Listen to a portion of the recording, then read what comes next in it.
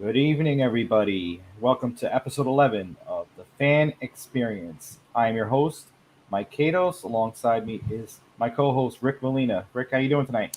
Doing well, Mike. How's it going? A fun weekend of sports, so let's get to it. Yeah, absolutely. NBA playoffs continued. NHL playoffs are now into round two, the Lakers started off down one game to nothing, and they just came back and won three straight and in demanding fashion. Damian Lillard got a little banged up, so it helped the Lakers a little bit, but I think there was maybe a spirit, hanging out around the team because, as we all know, Kobe Bryant's the late great Kobe Bryant. His birthday passed this weekend, and yesterday was 8/24, and those were the two numbers that he wore in the league, and they now have declared it Kobe Bryant Day. So I think Kobe might be playing playing a hand from above over there, and the Lakers did not want to get embarrassed in the first round of the playoffs.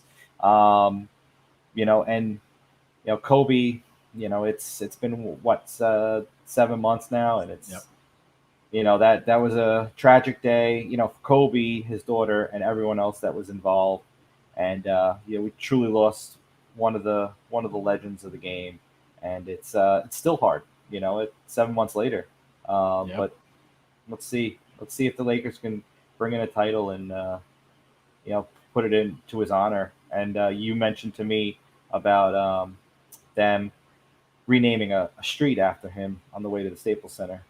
So talk to me about you and your memories of Kobe. Well, first of all, I want to thank all the viewers for watching tonight. It's funny. As the months have gone on since the passing of the great Kobe Bryant, the stories that come out about him, how he touched so many people, how he worked with so many players, behind the scenes, what he was doing with the league. It really surprised me how involved he was with other players in the league, trying to coach them up, trying to be, like big brother to them, like his relationship with Kyrie Irving, his relationship as a little brother to Michael Jordan. Allen Iverson wrote something touching, I believe it was yesterday, about Kobe Bryant, but it was so striking to me, the impact that it really had in the league. And I remember when he passed in January, I was sitting on my couch. I was just I couldn't believe it. Like, like you grew up with Kobe Bryant, like Kobe Bryant, from when he got out of high school till, his passing, like he was part of your childhood if you were growing up, or he was part of your adolescence as you were growing up. And it was such a big part of our lives that when we lost him, I mean, it was almost like, your innocence was robbed. And so in talking about the Lakers today, I do believe that Kobe's watching over them. Like I said, I believe that the Lakers are going to win the title. I think they're the best team. But his legacy is just overwhelming. What he did after basketball in the world, in the NBA, with his movie production, he started a investment fund. Like all the things he has done, the legacy that he has left is incredible. And I think they were watching over him because the Lakers were down 1-0. They just looked like lifeless.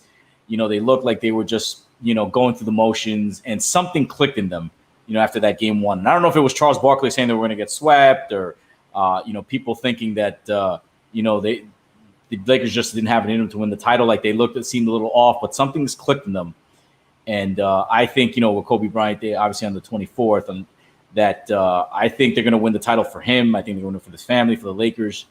But I think it's just it'll be touching. It'll be the fitting end to this season if the Lakers can win the title in honor of the late great Kobe Bryant. And yeah, as you said, they're going to rename Figueroa Street after him. I don't know what the name is going to be, but it's the right thing to do, and it's long overdue in my opinion. Yeah, absolutely. And you touched on the legacy and what he was doing for the girls. His daughter, obviously being a girl dad himself, but Yeah. Everything, even the first round pick this year, played a big part in her upbringing. Absolutely. and her Sabrina Ionescu.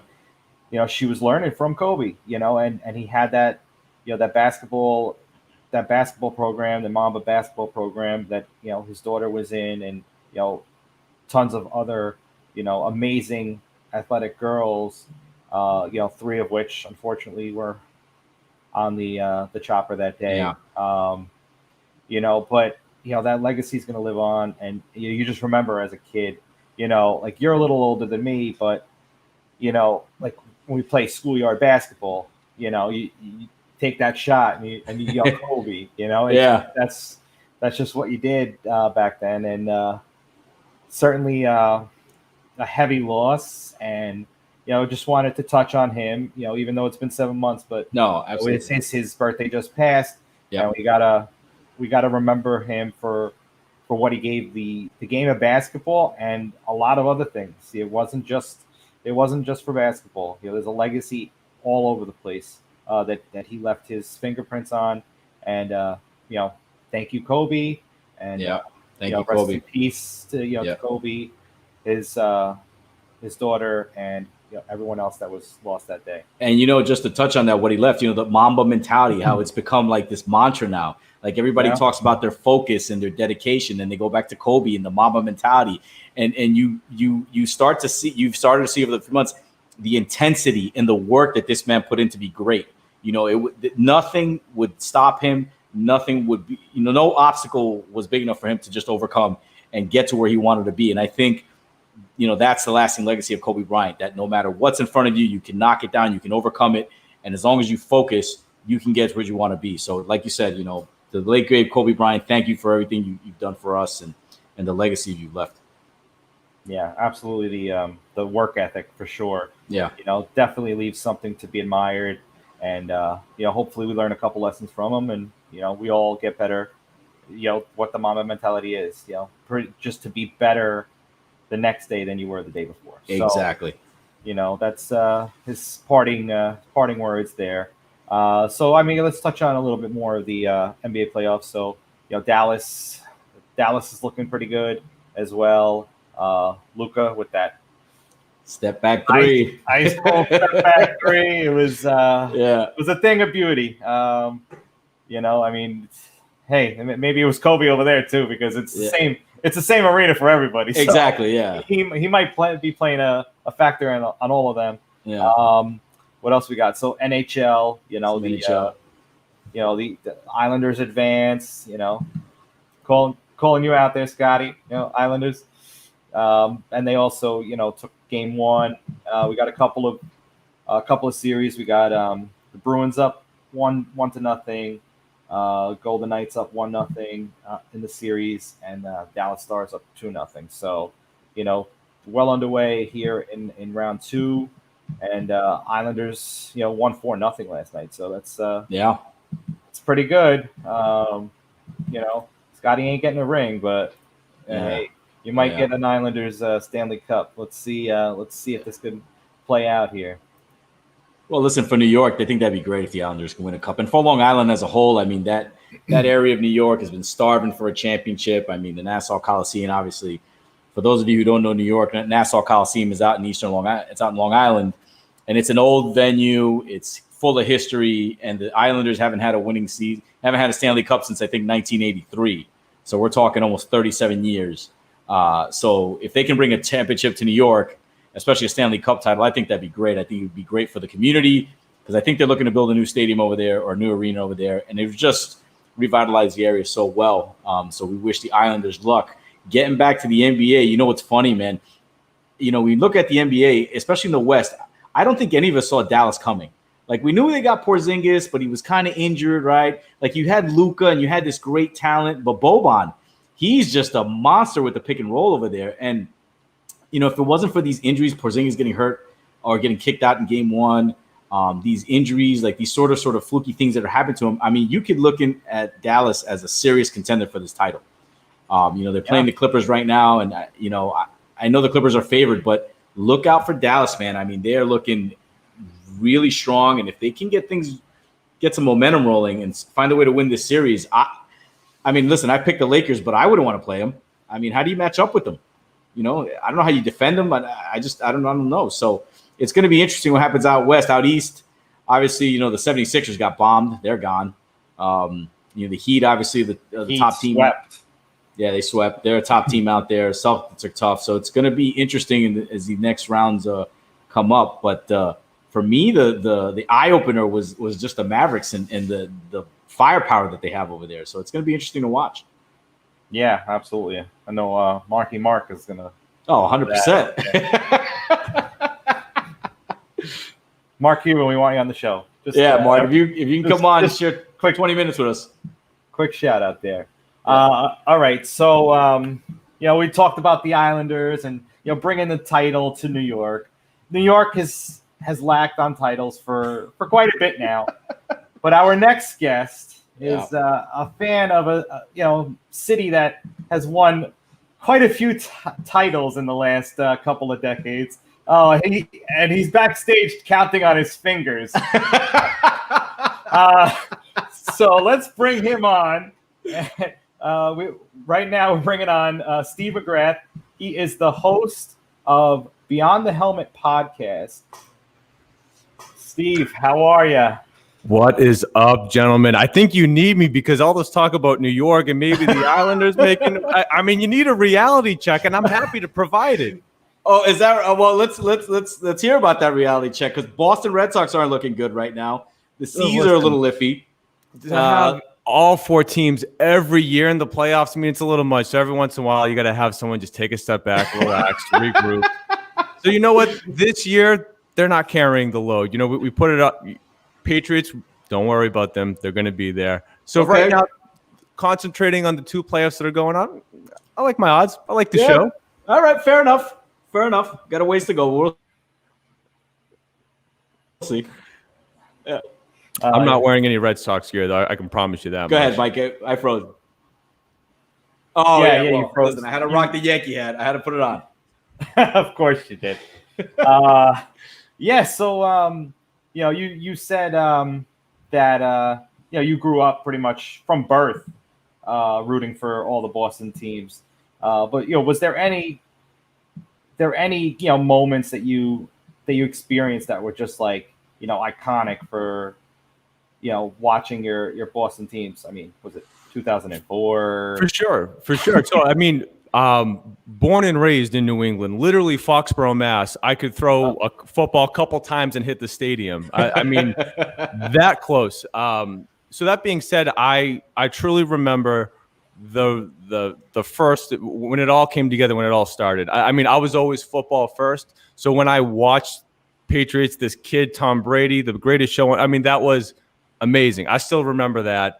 And never would have imagined that, like, all of a sudden, like, okay, so like you just get there every year, like it just happens like that. Yeah. And actually, to be completely honest, what I remember most about those early, like when I'm 10, early teenager, I remember watching the Red Sox games, particularly with David Ortiz taking it into extras against the Yankees. Like, it wasn't even the World Series, but like I remember staying up with my dad till 1, 2 o'clock in the morning.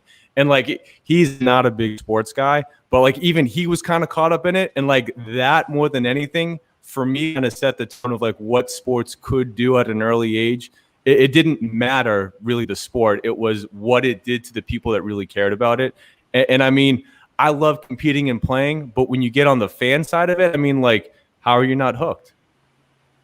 Yeah, absolutely. It just brings everyone together.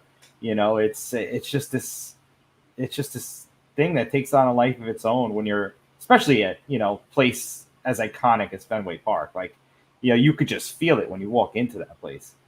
You feel hundreds, 100 years of history when you walk in. And it's, but I must say though, there was a question on our questionnaire, tell us about the ups and downs of rooting for your favorite teams. And you go, I'm a Boston fan. There are no downs. There are no downs. Sometimes you have to reload. It is what it is. But for the right, I have my Tom Brady Buccaneers shirt on. I see. Yeah, I noticed that. So. Yeah. Listen, Boston through and through. But I mean, you don't become the GOAT and then have everyone turn your back on you because you leave like, I am ride or die with that guy, just as much the team. So I just want to, one thing from doing the podcast that I've certainly come around more on is I'm for the players. I love my teams, but at the end of the day, it's the players themselves that I ultimately like, can agree with, can disagree with, can even not like. And who you guys were talking about earlier, Kobe Bryant. Growing up a Celtics fan, my first love was basketball. I really swang towards football, but I watched Kobe in some bad Celtics teams, and I watched them battle through the Antoine Walker, Paul Pierce days to eventually be able to like, okay, we'll take on this Kobe Bryant team. And I mean, I hated him. Oh, I hated him so hard. But then as I got older and I respected and, really came to grips with who he was as a competitor, what a talent he was, his mindset. He's the only enemy that I've completely turned around and been like, yes, I'm ride or die with that guy. I don't care who he's playing for. Can't say that about any other person from LA or New York, but Kobe Bryant absolutely won me over with how he approached everything. Yeah, Steve, you were talking about Tom Brady. And obviously, you're a big Boston or Patriots fan. But tell our viewers, for us who are in New York, we know Tom Brady's big. Obviously, he's the GOAT. But tell us what he means to the people of Boston, the area of New England, all over up north from us here in New York. I mean, you can't. So just right. If I'm 10 years old.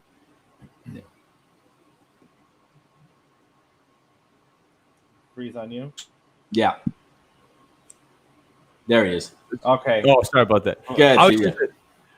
So from 10 years old on, right? If you're going to do anything social, you're going to middle school, going on to high school, like the jerseys are just everywhere. It's literally a part of the background is seeing 12. Like it doesn't matter, girls, boys, adults, children, teachers, strangers, they're everywhere. So I mean, it's literally the 12 shirt is a backdrop to basically growing up around here. So because of COVID, right, we're not doing as much outside. I can't really say if I would see it as often as I normally would, but I mean, he was larger than life. I mean, literally every girl that I have ever known followed him on social media, just like every guy I ever knew followed his every move on social media. I mean, the guy is literally as big as it gets. That's incredible. And when he left, what was obviously the reaction was heartbreaking over there and people were distraught, but tell us what the feeling was like when he announced that he was leaving at Tampa Bay and moving on to the next chapter of his life. So I definitely don't consider myself a hardcore fan in that I'm very realistic. Now, based off my tone, maybe you don't believe that, but that's how much I believe in the teams. Yeah. I also pay attention. So when you know that he's not showing up in the offseason, you know that there's some tension between him and that coach that we have up here. And there's the contract, like that they're not extending him. Like, something's weird. And something had more or less been brewing for years for it to get to that point. It's not like he got a top of the line offer and said, no, thank you. He took the best money available to get out and get out of like a pretty oppressive regime. And that oppressive regime breeds winners. So he is a winner. So I can understand being 20 years in a system and being like, what? There's no taxes in Florida. It's a little bit nicer in the winter. I'll go get 20 years here. Just let me see what I have left and go play. Like, absolutely, man. You gave us everything. No one could ever imagine more from a player. By all means. For me, that was a no-brainer. Most of the guys I talked to were a little upset. It kind of felt like he was a little checked out last year, and I certainly felt that way. So when you're more fandom than reality-based, you're probably a little pissed that it ended the way it did because you would have liked to have seen him go out on top or have him feel like it was more invested. But at the end of the day, I think most people really blame the Patriots for not making it happen than they do blame Tom Brady for leaving. That's my feel. No, that's understandable. It's a good take on it. So, Tom Brady is gone, and he's not coming back. Gronk went with him. Obviously he came out of retirement to go with him. But now the Patriots, NFL season's going to be starting in a couple of weeks here, and you got a couple of quarterbacks there. One of them being Cam Newton, and Bill Belichick is still there. They still have most of their defense, but a couple have opted out. A few people have opted out for COVID-related reasons. You said, don't worry, they're going to be at the top. So talk to us. You think that they could take that division, and with the Bills on the rise now, and two huge defensive players on the shelf? So listen, Bills might win 9 or 10 games. They should make the playoffs if they live up to their potential. I'm still going to take the Patriots, and that is because that's what Bill Belichick has done here. He's given you a reason to believe for 2 straight decades. So, yeah, is the quarterback situation different? Yeah, defense is definitely different than it was last year. But what can that guy do? I mean, let's look at the track record. He can coach defense. So, would I have liked to have seen him try to like go out and get Earl Thomas just for the sake of getting a veteran leader on that defense? Yeah, I would have liked it. We just freed up $20 million in cap space. Go spend it to try to bring in someone to bolster the team right now, even if it isn't necessarily the best fit or a position of need. They're going to have to rely very heavily on guys like Kyle Duggar, like a rookie that's coming from, what? And I love Kyle Duggar. I had him on my podcast. I think he's going to be tremendous. It's a big ask for someone that didn't have a real preseason to get up to speed. Yeah. So you kind of have aging vets on defense. The defensive line, the front seven in general, is just not going to be what we're used to. But we saw this before. The bend but don't break defense worked. We got to see if it can be reincarnated and brought up. Guys like Chase Winovich are going to have a second year under the belt. Maybe we get some edge guys that step up. But, I mean, it's just not going to be the same. Cam Newton certainly has a different style than Tom Brady.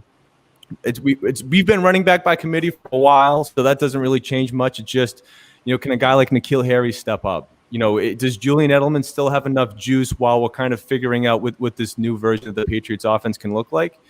But listen, when you have Cam Newton, former MVP, a guy that's been to the Super Bowl, who has a chip on his shoulder, is really trying to get his next contract and really get paid, I'll take a motivated Cam Newton, Bill Belichick and Josh McDaniels doing their thing to get you to 10 wins. Even if it's the first 10 weeks of our schedule are going to be brutal.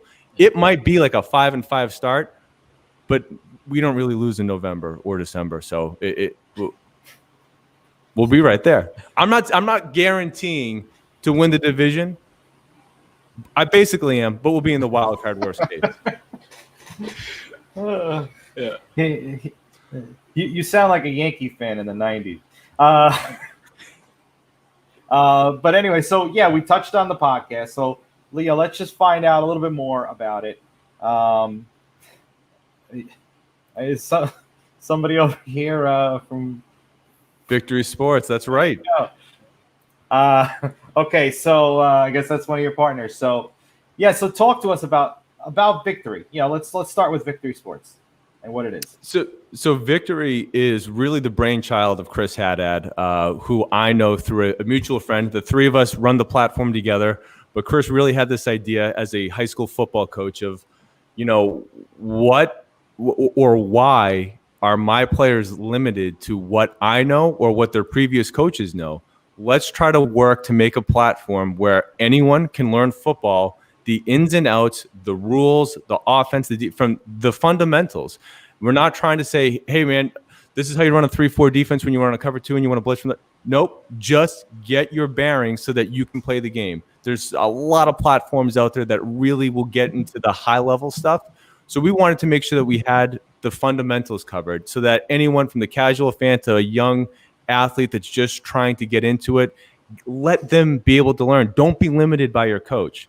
So Chris hit the ground running with this idea, brought in our other partner, Brian Woolard. They essentially started it together, and I came on a little after. They're kind enough to call me a founding partner, even though it's a little bit of a stretch. I knew that I did not know as much X's and O's wise as they did because they played college football. They were all about this from the jump. But what do I know? I know athletes. There's a couple pictures behind me. I kind of have an idea of who's played in the NFL. So I said, all right, if you guys want to focus on that, I'll jump on the podcast, try to grow brand awareness. Ultimately, we end up rebranding the Victory Sports Podcast to Beyond the Helmet. Just a little bit easier to say, a little catchier. And along that way, I just started grinding, trying to reach out to players. Would anyone be interested in telling their story?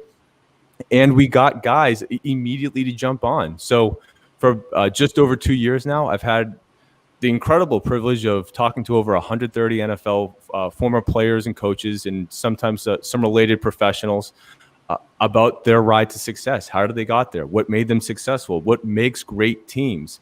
How did you overcome adversity? How did you come back from tearing your knee or getting cut from your team? It's all the things that could let you quit. I want to figure out how to best overcome them. And that's what the podcast is. It's really just a success podcast through the lens of sports.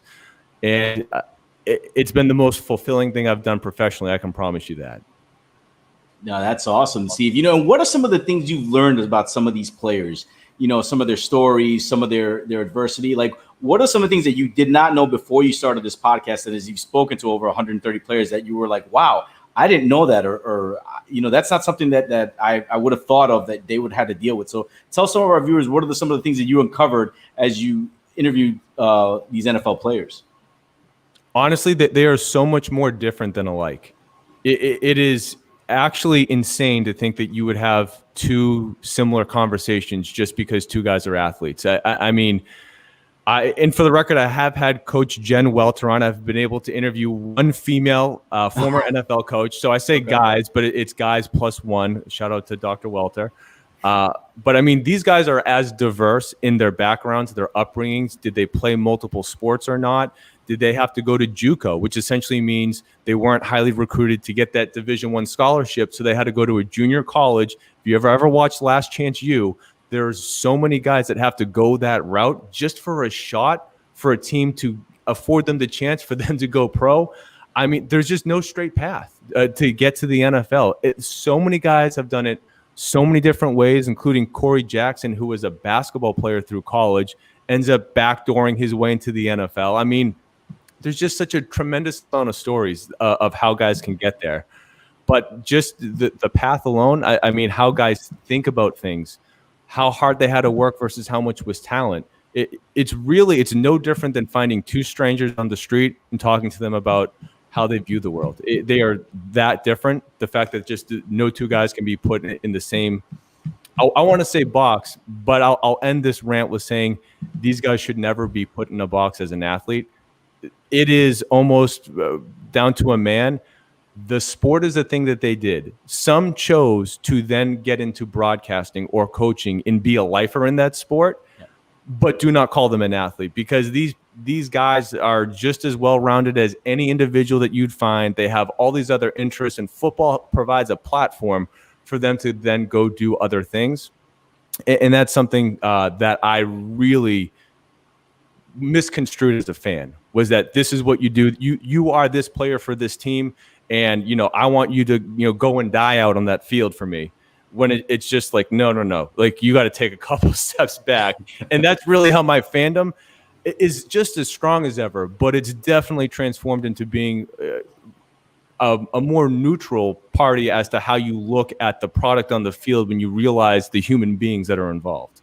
Right. And then you also talked to them about their transition from the game to the private life. So tell us how that takes place. I mean, are there certain courses that the NFL puts together too? I mean, some of the stories I've heard of the struggles of players trying to adjust to the afterlife of the NFL. So tell us how they sort of go from being this star NFL football player and all this adulation to now having to go into the real world, broadcasting, starting businesses, how they are able to transition into that life.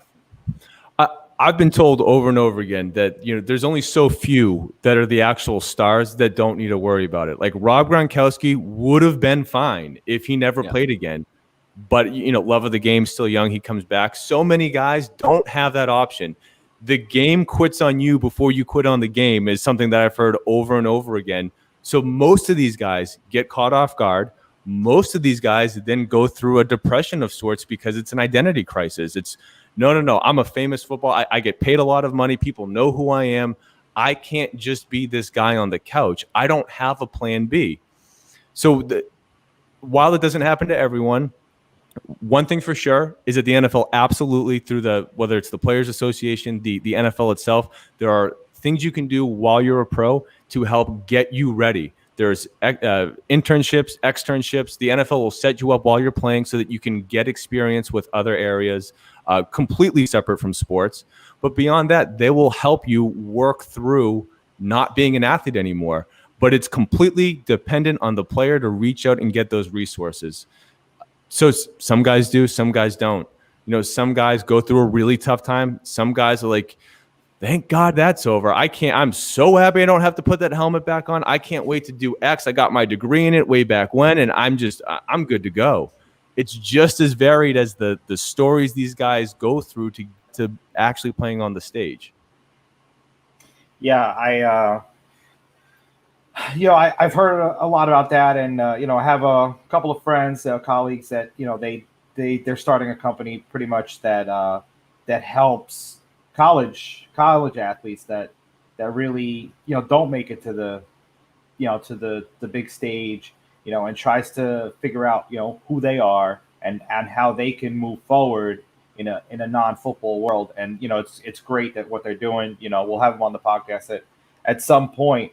But let's talk about some of the people that you've spoken to. I listened to the Logan Paulson one just today. That was great. But you have some great names on here. Lofa Tatupu, Osama Young. You have our boy Bryce Petty from the Jets over there. All three tremendously good people. I'm sure, but I don't want to obviously make you pick any favorites, but is there any interview that really stands out to like something that just blew your mind, on all these things that you've talked to them about? Yeah, so there's a couple, and I appreciate you saying don't pick a favorite, because honestly, it's I don't have any children, but I'd imagine to an extent it's kind of like what's your favorite kid. But even then, I feel like I'd probably be able to pick one. So everyone is different, and you get impacted by someone's stories differently. So what blows me away is when there is an incredibly talented orator. Like Lofa hit home for me because he literally played 2 towns over from me. I knew who he was in high school. So to actually know him, his dad being the football coach of my 2 business partners, like the Tutupu family meant a lot to me. So to have that conversation really hit home. And then to find out that Lofa's a great guy beyond that, everything that he does. But for like Brian DeMarco was a high. So Tony Pacelli, I don't know if Tony's in the Hall of Fame or not, but should be if he isn't. He should 100%. Yeah. Left tackle for the Jacksonville Jaguars. The expansion franchise opens. They draft him first pick. Second pick in the draft, right tackle Brian DeMarco. They're fortifying the offensive line because they want to make sure that this whole thing is going to work. You don't get anywhere if no one blocks. Brian only plays in the league a handful of years before he has debilitating injuries to the point where his back is rotting. He's basically barely alive and cannot walk. He's borderline morbidly obese because of this, and the NFL isn't helping him at all. And he has this tremendous story that he can shorten to like 15 minutes where you are completely captivated, completely in awe, and I'm just sitting there. I'm on the ride with him. Just listening to it, you're like almost moved to tears with what this guy went through and how he overcame it. And now he's very successful, comes out the other side of that, being told he would never walk again unassisted to being in phenomenal shape. So you when someone just rocks your world with a story like that, by their ability to be a storyteller, it just takes you for a ride. And I could go on and on, but another name I'd put out there is Jared Odrick. He was one of I think he was like the 16th, 17th episode I had done. I had no business being in water that deep over my head. I thought I was going to have a football talk. This guy came in and there was a presence. Like he stole the show with his ability to speak. And he was the first time I realized that I'm not talking to an athlete. I'm talking to a very sophisticated person who played a sport for a couple of years. So when I get a chance just to get my mind blown by people that are smart and can really articulate their story, those are the people that, just they stick with you. You can't shake them, some of the stuff that they put at you. And honestly, there's moments in every single conversation that I'm like, wow, I haven't heard that before. In a good way. Not, it's stuff that's like, it's a different way to look at something. It's a different way to verbalize something very similar you heard before, but this new way really resonates. And that's something that I found, again, every single time, is that there's always something someone brings to the table that you're like, whoa, never heard that. That means something. I'm writing that down right now. That's amazing. And I'm definitely going to be listening to a couple of those episodes. If not all. I'll put it in my podcast player and Spotify it up. and binge them. So we talked about the ones that have been on the show. Are there any ones that you would like to have on the show? I made a list of people that I would love to talk to. And I got to tell you, Kobe Bryant was at the top of that list. Didn't care that he didn't play football.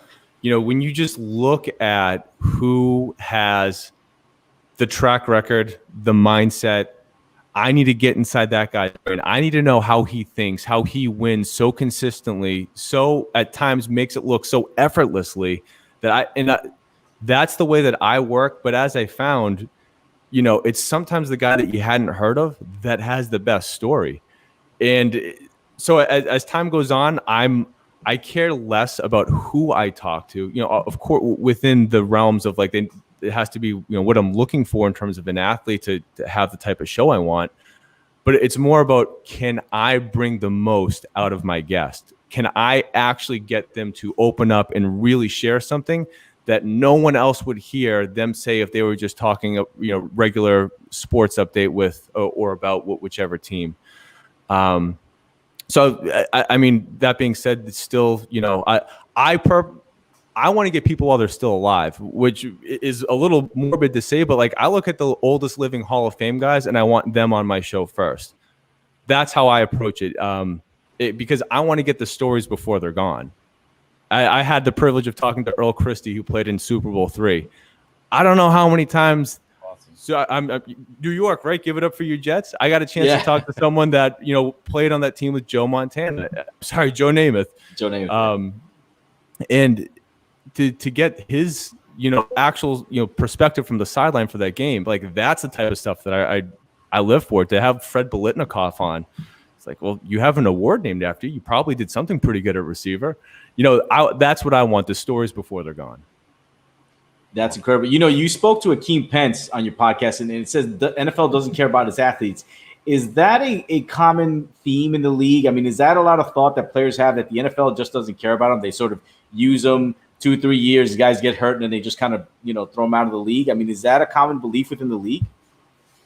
It's really for me to answer that. I don't have much to stand on, but I can tell you that what has happened just since March, the NFL put together a new CBA, and that CBA is garbage for most people related to football. It certainly helps some in some areas, but they diminished the benefits for retired players, which, by the way, everyone in the NFL will be a retired player at some point. You all shot yourself in the foot for the future, because most of you aren't going to coast on your NFL money forever. Right. Because most of you, it's just that top 10%, 5% of guys that actually get to financially be in that spot. So Akeem was upset about the CBA, the fact that it's done in the offseason. Guys aren't paying attention. They're not fully informed. They vote on it. It goes through. COVID happens. He, although a free agent, he was looking through the lens of not being affiliated with a team, felt that the NFL was doing a poor job of communicating. To the best of his knowledge, there were not good protocols or health standards, regulations, anything that was being done. And on top of that, you add in the racial tensions. He felt like the NFL had dropped the ball going back to Colin Kaepernick. So he just felt that all this is brewing over time, and that the NFL looks at its players as just an asset for them to have the game. They don't really care about you. They'll take care of the top guys, but for the rest of you, you're just the infantry. We're rolling you out there, and whatever happens. Does the whole league feel that way? Yeah. I'm sure he's not alone. He would say that the guys on teams that are afraid to speak because they don't want to be cut, he has a lot of people supporting him, and I'm sure he does. But I just don't know how many people. I couldn't guess a percentage of the league that really would agree or disagree. Yeah, and also, I'm curious, these guys, they play, they give up their bodies, their limbs. After it's all said and done, and they look back in their career, do a lot of these guys have some regret about playing the game? Maybe they could have done something else, or they say, you know what, if I had to do it all over again, it's the best experience of my life, I would have played. I mean, what are your thoughts on that? You think guys look back on it, maybe some of them with regret, or, they're sort of happy to have played the game? Knowing what we know about an injury. I think you can only Sure. So I think you can regret something. I have an MBA in economics. So one of my favorite concepts is opportunity cost. What was that cost of that opportunity for you to play football?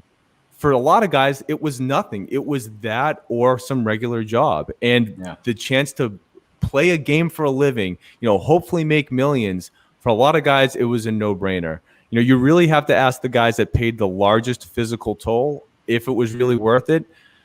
I mean, Lofa Tatupu would do it again. I mean, he felt so good after coming up with Zone and his CBD product. I mean, he's ready to get back out there now. So I mean, a lot of guys to get away, they'll be okay. I mean, Brian DeMarco is probably the best person to ask would he do it again. Yeah, and I think what I recollect about his upbringing, it's a no-brainer for him that he would do it again because that was his ticket out. The one guy that really stands out for me though is Cedric Benson. I think if I recall this correctly, he was just like, I would go back and I would have played for the Dodgers. He would have gone baseball instead of football. Wow. And I think that was primarily based on how his relationship with the media unfolded. I mean, I never spoke to someone that I felt that they felt so betrayed by the media that no one knew who they were. They kind of got typecasted as being a bad guy. And because he's on the quieter side, he didn't really do anything. He wasn't outspoken to really advocate for himself or anything. He just kind of felt like he got the shaft and no one in the media really liked him or gave him the time of day. And therefore, teams didn't really like him because of this misnomer of who he was. So he was the only guy that was like I asked him something to the effect of something about when he was growing up, what would he, maybe had done differently. And I think he was just like, I would have played baseball. That's incredible. From a guy who was an absolute animal playing running back, who, and so much of the guys in the NFL, it's a bad match between skill and scheme. Yeah. So a lot of guys don't have a chance to really flourish that otherwise could have. Man, he's one of those guys, if he was on a different team, if he doesn't go to the Bears, have the holdout and have his whole thing start on the wrong foot, who knows? Yeah, I mean, me, just my personal opinion on the CBA. Yeah, I feel like, the NFL definitely gets the short end of the stick as 100%. As far as all the other sports go, and baseball obviously gets the best of the bunch. I mean, they really get taken care of for sure. And football players are putting so much on the line. It's such a violent sport, and hopefully they can figure something out going forward to make it a little bit better for these players. But let's we're up against the clock here, but so tell our viewers where they can find the podcast and more about Victory. Yeah, so I mean, if Matthew Dellavedova is going to get guaranteed like 40, 50 million, exactly. Listen, I'll stand up for an Australian white point guard every day of the week, but that guy's money's guaranteed, and the guys that are like actually putting it all on the line, like some of them are making a couple $100,000. Yeah. Come on, let's just even out a little bit. So victorysports.com is our website. Again, the podcast is called Beyond the Helmet. So if you Beyond the Helmet has its own Twitter handle, everything else is Victory Sports. But I'm at Steve McGrath Jr. I'm constantly on LinkedIn, Instagram, Twitter, posting about different guests that we've had on. I love bringing up old clips because, like I said, every time I have someone on, there's 7 to 10, whether it's a quote or a clip that just really illustrates a point. And a lot of it's giving credit to another coach or another player that really helped them see how to be a professional in a different way. So if you are into athletes and what makes a successful one, how to take that and succeed off the field or off the court, Beyond the Helmet's where you need to go. Nice. Steve, awesome. a final one for me. Aside from Belichick, here we go. What's the one coach aside from Belichick that you're on your top of the list that you want to interview? I mean, I would, if the chance had ever come up, Bill Walsh would have been number one on the list. Absolutely. For just innovating the game the way that he had. Bill Parcells would certainly be very high in that list. But I mean, Greg Popovich, who would not want to talk to someone that has his resume? I mean, it's unbelievable. And obviously there's a lot of good young name guys like, Sean McVay, and even, maybe, the Colts or the Eagles start to get on a run or something, and one of these teams really emerges. Yeah. But give me the guys with the track record, regardless of the sport. I mean, Don Shula. Give me someone that's been there and walked the walk. I don't care about who's hot now. I want to be able to look up in the rafters. If that jersey's up there, that's the guy I want to talk to. That's incredible. That's awesome, man. Awesome. And real quick, so we do an NFL preview, and we hit up one division every week. Hey, I saw NFC South. That was the other reason why I had this on. NFC South today. So let's ask your opinion. The over-under is set at 9.5 for the Buccaneers. Over. All right. We'll break it down in a few minutes, but Steve says over, and face value. I feel like that's going to be over as well. But we'll break down the games and. All I have to say is don't forget what happened to the Broncos when Peyton Manning went there. When he showed up, that franchise all of a sudden became professional overnight. They went from like the college dorm room wardrobe to business attire overnight when he showed up. And it's going to be the same thing here. When Tom Brady walks in the door and you're used to Winston, and that's nothing against, Jameis Winston, but like when it's Tom Brady, now everyone's like, oh, and I don't just mean players. I mean trainers, coaches, management, all the way up. Everyone's like, it's game time. He just as a competitor makes everyone better. You bring in Gronkowski, who's done it. The offense is loaded. Bruce Arians, what he did with Carson Palmer, I'm great. Larry Fitzgerald, Anquan Bolden, that offense could light it up. But I mean, like, this is just the same amount of firepower. The only question is, what will their defense do? Yeah. And how much does Shady McCoy? What can Rojo do? Right. I'll take the over on that, though. There's no question. You said he brings a new life to that franchise. And look, Tom Brady leaves New England, and 8 people opt out. He goes to Tampa Bay. 1 backup is the only person to opt out. So it's like everyone is buying in. They're all in with Tom Brady over there. So yeah. I agree with you. It's going to be the over. But gentlemen, let me remind you of one thing. When Peyton Manning went to the Broncos, he was still in his mid-30s. I mean, we're talking about a 43-year-old quarterback. Father time eventually has got to catch up to him. So that's the only concern. If I was a Buccaneers fan, is Father Time catching up with Tom Brady at 43 years old? Can he still do it? Does he still have the gun? Let's see if he can handle it. Let's see if he can do 16 games, especially 8 down there in that heat. Let's see what he can do. The only question is Bruce Arians has no problem getting his quarterbacks to roll out, get out of the pocket. How much does that limit, or how much does he push Tom to do that? And all it takes is one play. All it takes is one missed assignment and Tom to take a bad hit, and it could be over. And that, to me, would be the worst ending to this book, is that's how it goes down. I would love to see him tear it up. I think that he will. Listen, man, the TB12 method. I got the book right there. The TB12 method. I'll grab it for you. It's real. Victory Sports, everybody. Take a look. Steve McGrath, Beyond the Helmet, the podcast. Tune in. It's a great show. Steve, thanks for coming on tonight, man. Appreciate it.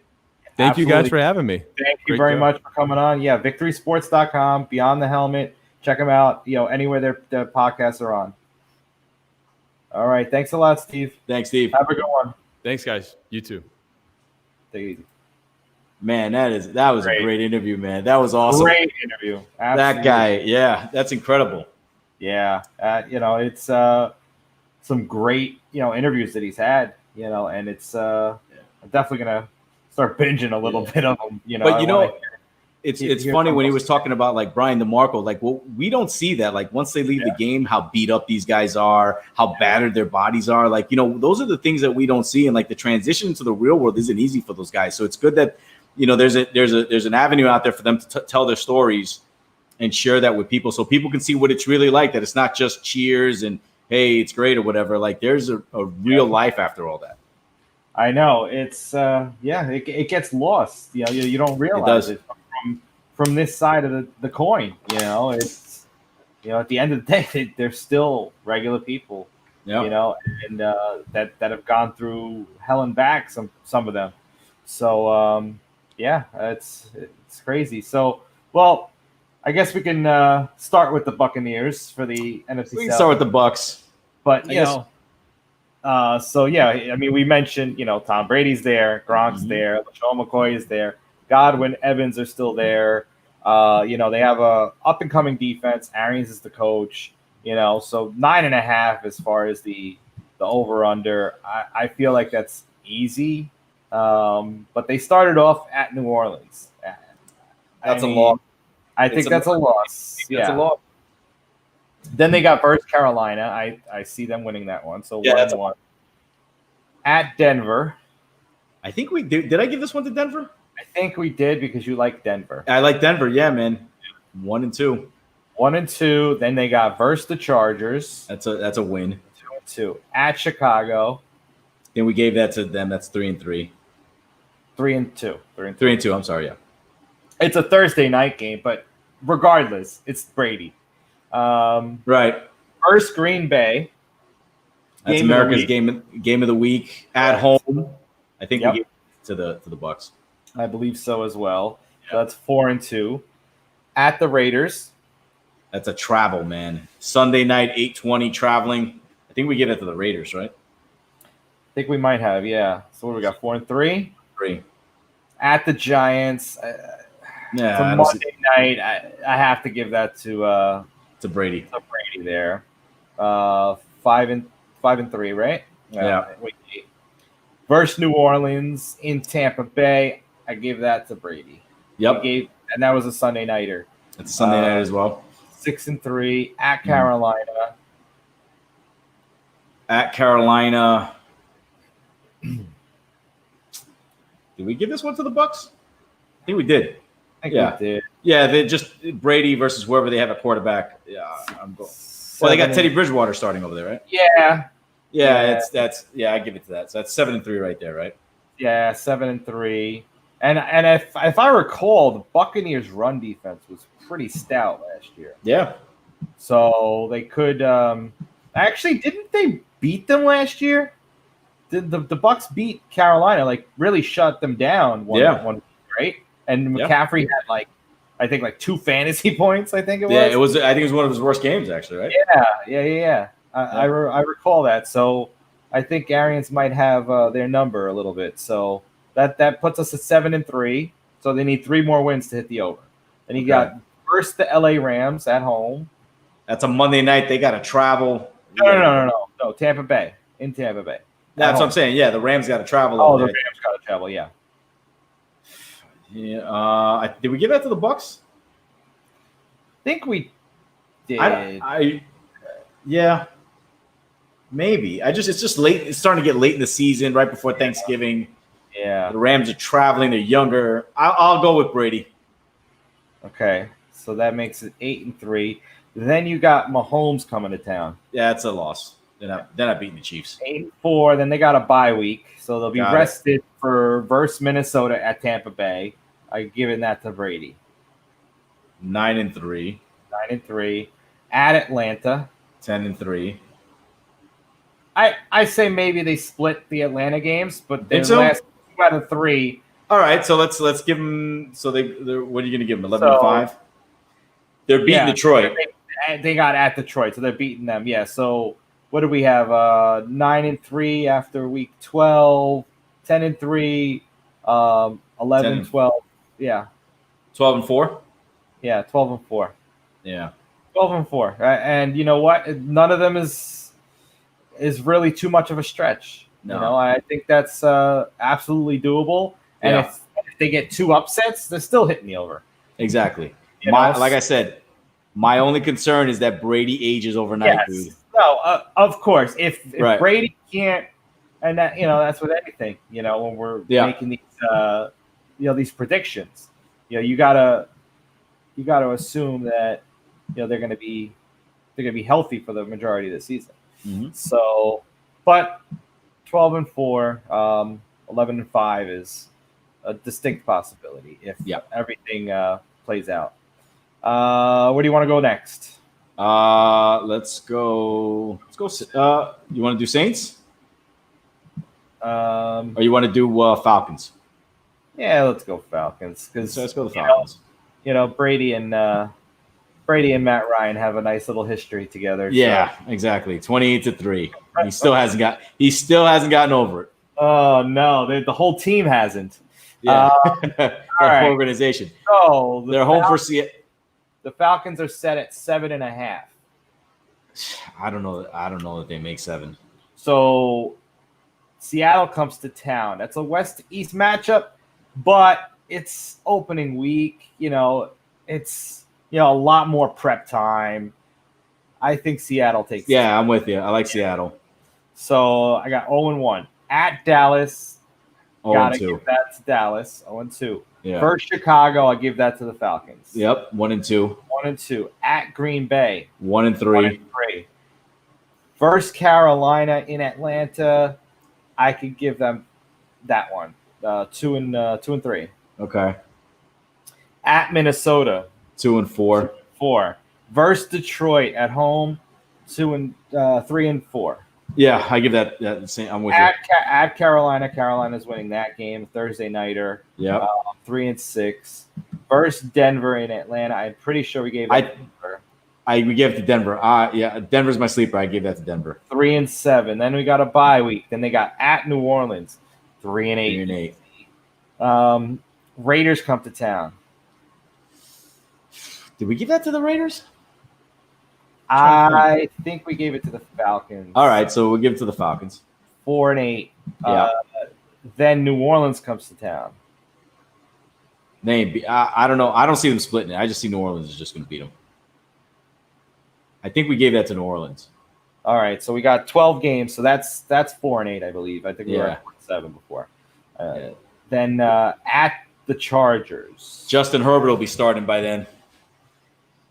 I think we gave that to the Falcons. No, I think even though they're traveling, they still got So that's 5-8. Then they got Kansas City and Tampa. Two of their last 3 at Tampa, and we split those, right? We split those, yeah. So what do we got? So that's 6 and 9. 6 and 9, and then they got at Kansas City. So that's at Kansas City. I mean, come on. So 6 and 10, they're falling short by 2 games there. Yeah. Let's leave the Saints for last. Let's go visit Teddy Bridgewater, CMC, and Matt Rule and the Carolina Panthers. And the Luke Kuechly-less Carolina Panthers. Correct. The Cam Newton-less Carolina Panthers. Yeah, and him too. Well, I mean, they were Cam Newton-less last year. So. Exactly, yeah. But now he's gone for good. So but Luke Kuechly was obviously one of the big pieces there that has since left. Well, they did sign Robbie Anderson. They did. They signed Robbie Anderson. Yeah. Olsen's gone. He's over in Seattle now. So they lost that. Well, no, Olsen was out last year. He was a broadcaster, right? Right. Yeah. Okay. And now he's back and he's with Seattle. All right. So the Panthers are set at 5.5. Yikes. And that's not the amount of touchdowns Christian McCaffrey is going to score a game. Okay. So, all right. Versus the Raiders. I think we gave them a win. We gave the Raiders that one. Yeah. Yeah. So 0-1. At Tampa Bay, 0-2. 0-2. At LA Chargers. I think we gave them Carolina the win there. You think so? Yeah. I think so, yeah. Because the Chargers are just bad, man. 1-2. Then Arizona comes to town on a travel. 2-2. 2-2. At Atlanta. 2-3. We gave that one to Atlanta. Yep. Yeah, the first one. 2-3 versus Chicago. 3-3. 3. They can get that. At New Orleans, 3-4. Versus Atlanta, we split the Atlantas, so that's 4-4. Okay. At Kansas City, 4-5. Right. We had Tampa Bay sweeping, right? Yes. Okay, so 4-6 versus Detroit. 5-6. Yeah, because it's at home. Yeah. At Minnesota takes that one. Yep. 5-7. 7 versus Denver. You love Denver. 5. I love Denver. 5-8. Then you got at Green Bay. 5-9. 9.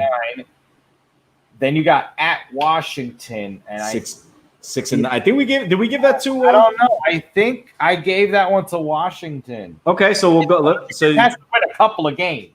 So we're something. Got it. So you give it to Washington, and then the loss at New Orleans. So you got them at 7 wins. No. Do we got them 6? No, I think we had them at 5. Is that 5? Yeah. Jeez, I don't know how to count. Just missing it, but they could take the Washington and go on the over. Right. Okay. Yeah. So, wow. So we got them at 5 wins. That's 5 interesting. wins. But I mean, hey, you never know, man. I mean, you just don't know what could happen during the season. You never know. But I think Washington wins that game. Got it. Season there. All right. Last but not least, the New Orleans Saints. Who them there gonna beat them Saints? Well, I'm sure some of them will. They're projecting that 5.5 teams beat them Saints. So 10.5 is the over/under. So versus Tampa Bay, we gave that to the Saints because it's in the dome. So 1-0 at Las Vegas.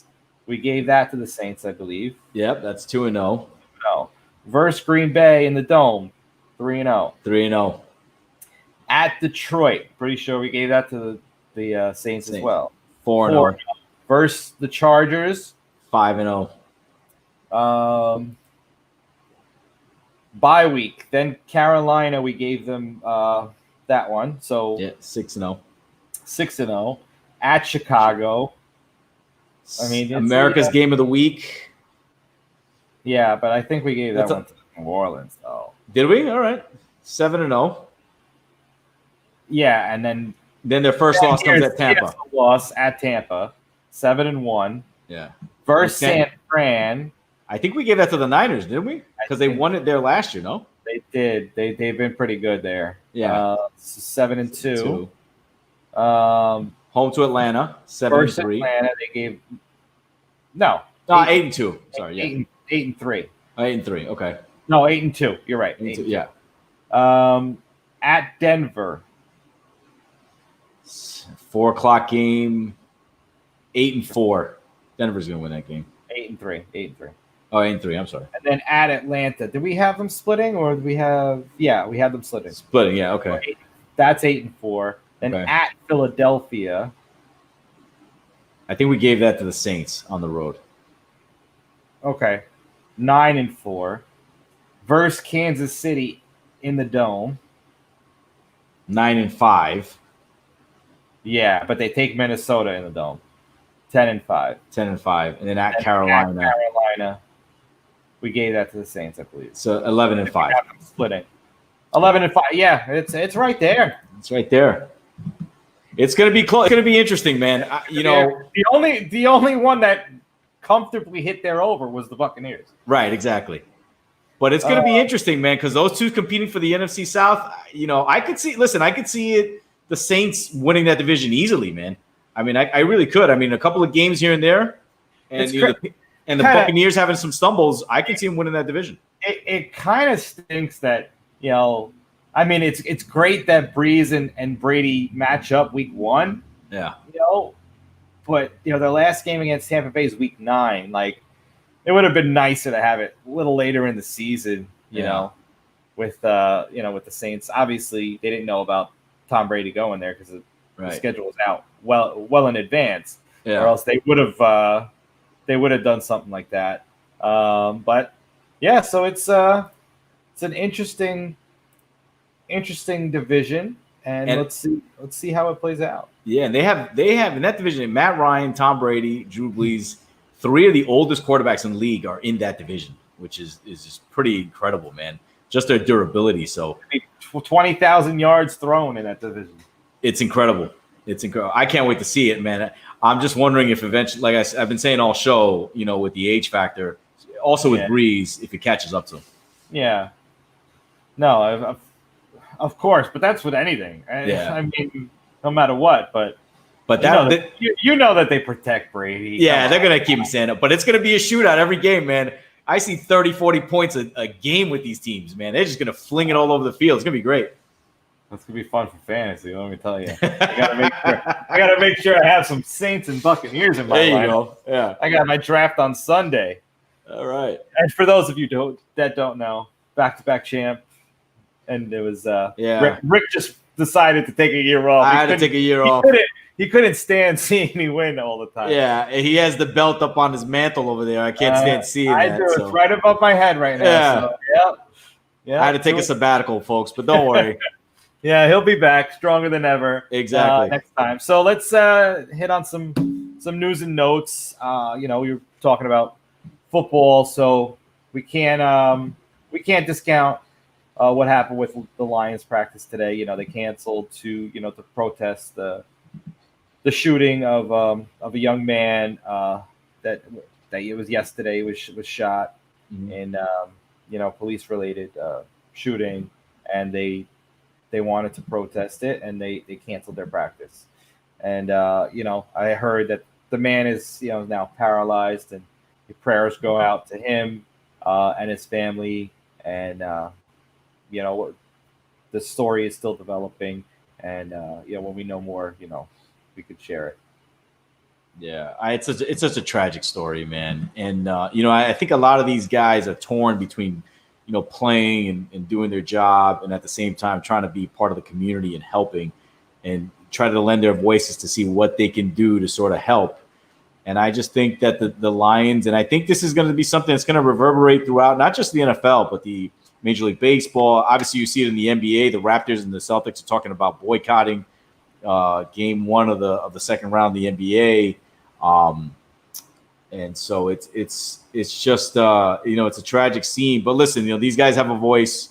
If the more voice they can lend to the movement, I think it's great. Regardless if they play the game or not, I think it's great. I think they need more of it. And so if that's what they want to do, and they feel that's the way they can get some justice in this case, then so God bless them. It's we'll just have to see what happens from here. But definitely want to send out the prayers to the man and his family. It's terrible, man. The guy's paralyzed. I mean, it's horrible. I know. It's some of the things that his father was saying, was making me tear up a little bit. So it's I mean, no father wants to ever go through that with a child, man. Especially the guy was apparently breaking up a fight or something like that. I mean, come on, man. It's just when is enough? I mean, come on. It's just I know. I agree.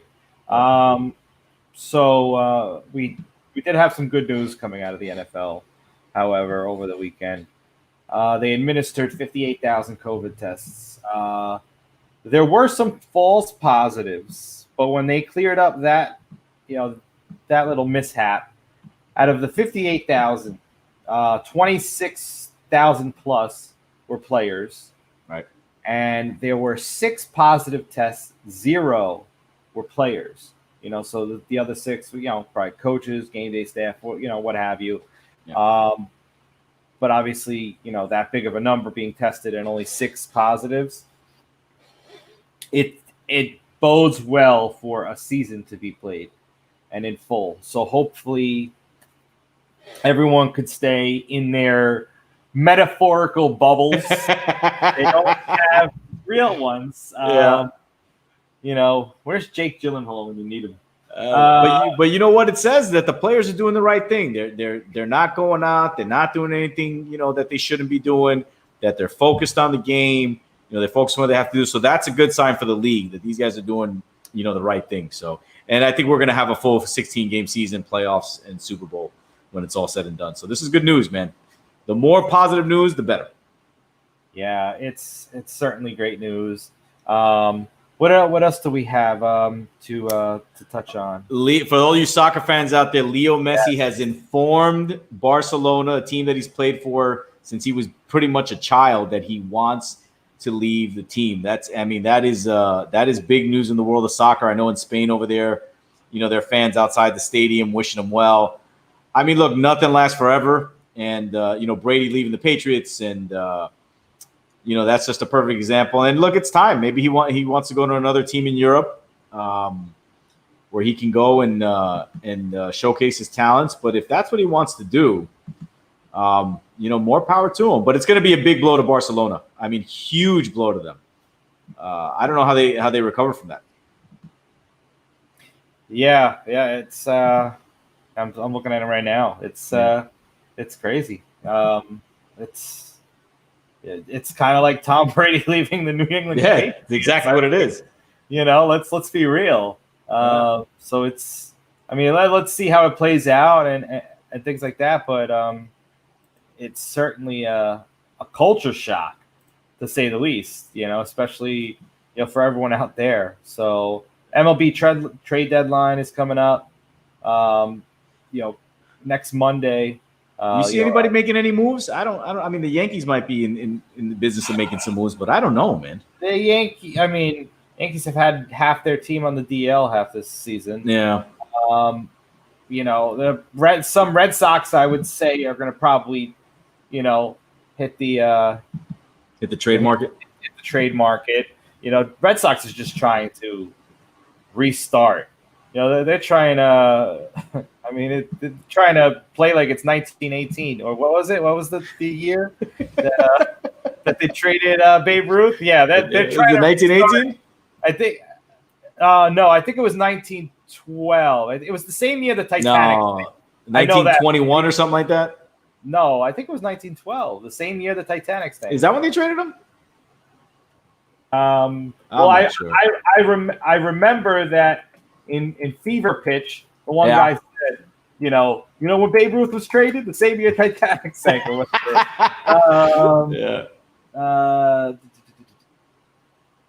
No, he started in 1914. So I think it was 1918. Okay, 1918. So it's funny. There was a pandemic then. Same kind of fire sale now, and here's the Red Sox just no January 5th, 1920. You're right. All right, yeah, they were still going through their own pandemic back then, but yeah, it's incredible. History repeats itself, man. But the Red Sox just won a World Series. It was 1920, January 5th, 1920. Yeah. So it was 100 years ago, and 7 months ago here, so it was the same. It's a century ago. Babe Ruth was traded to the Yankees. That's a century ago. That's crazy. Time flies, man. Time flies. I remember it like it was yesterday. Sure. Oh yeah. Oh man. I just look a little young for my age. Exactly. The beginning of the Roaring 20s back then. But yeah, look, the Red Sox just won a World Series a couple of years ago, man. They lost their manager. They lost Mookie Betts. They're just, it's falling apart over there. But look, that organization they're smart, they're resilient, they know how to put a team together. In a couple of years, they should be back. Yeah. They have more faith. I have more faith in them than I do the New York Metropolitans. It's. Did you know that the New York Knickerbockers were the first New York team? Yeah. Speaking of the Knicks, they got the 8th pick, and I've seen some memes out there on Twitter of people crying and destroying like computer keyboards and stuff like that. They can never catch a break. It's incredible. Yeah, it's can't make this stuff up. Let's just say that. Yeah, again, it's horrible. But let's just hope that Tom Thibodeau can do something next year. Let's see. So the Mavs are losing right now. They are, okay. Second quarter, 58-42. Yeah. The Nuggets beat the Jazz, so Utah's leading 3-2. The Lakers don't play today. Doesn't look like, no. That series is 2-2, Mavs and Clippers, man. That series is 2-2, so it's going to be interesting. Yes. Yeah, it's 2-2 right now. Then you got the Magic and the Bucks tomorrow. Everyone pretty much resumes action tomorrow. So let's see how NHL is doing. Just to give you a quick update here. Yeah. So the Lightning beat the Bruins, so they tied up the series. Yeah. The Stars we touched on before. The Golden Knights are losing, so it's only the first period. It's 2-0 Canucks right now. Yeah, and the Golden Knights are up 1-0. Islanders resume tomorrow against the Flyers. Obviously, there's no home and away. No, not at all. The wonderful bubble life. The Mets lost today, first game back since they had a positive COVID test. They could not play the Subway Series this past weekend, and they had to cancel their series finale with the Marlins last Thursday. Yeah. So they have a lot of making up to do, and let's see how they're going to figure this out. They have to play. I think it's like 34 games in 34 days. So pretty much. I don't know how these guys are going to hold up to that, man. Yeah, that's just a torrid pace. The Red Sox took the lead over the Blue Jays. Well, there you go. 9-7, bottom of the ninth. All right. Hey, Google's doing a nice little job over here with these scores. With these sports updates? Yeah, I did. I mean, they really optimized this. It's really nice. Oh, I got to check that out. Yeah, just type in MLB scores, and you even have like this loading bar. They don't have like a full breakdown of like the pitch counts or nothing, but for a full on scoreboard, it's so much because ESPN's so slow to load up. Yeah. Oh, you're right. Look at that.